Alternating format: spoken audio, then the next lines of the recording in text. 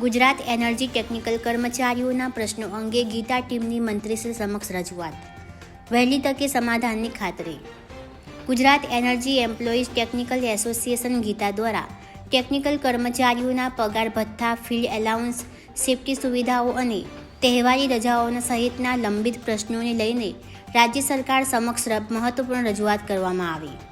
ગઈકાલે ગાંધીનગર ખાતે ગીતા ટીમે અને પેટ્રોકેમિકલ્સ કેબિનેટ મંત્રી ઋષિકેશભાઈ પટેલ સહિત સંબંધિત મંત્રીઓને લેખિતમાં રજૂઆત આપી હતી.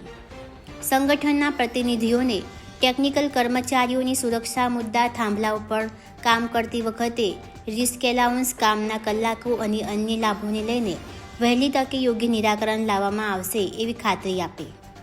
ઉલ્લેખનીય છે કે ગીતા તરફથી કરાયેલી ભલામણ રાજ્યના શ્રમ રોજગાર કેબિનેટ મંત્રી કુંવરભાઈ બાવળિયા, જંબુસરના ધારાસભ્ય શ્રી સ્વામીજી તેમજ ગીતા પ્રમુખ અને માંગરોળ 89ના ધારાસભ્ય ભગવાનભાઈ કરગટિયાને પણ પહોંચાડવામાં આવી છે.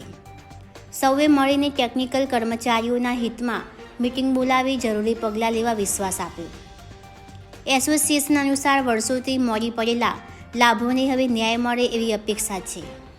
ટેકનિકલ યુનિયનની એકતા મજબૂત રહી ત્યારે કર્મચારીઓના હિતના નિર્ણયો ઝડપથી અમલમાં આવી શકે છે એવો વિશ્વાસ ગીતા ટીમે વ્યક્ત કર્યો.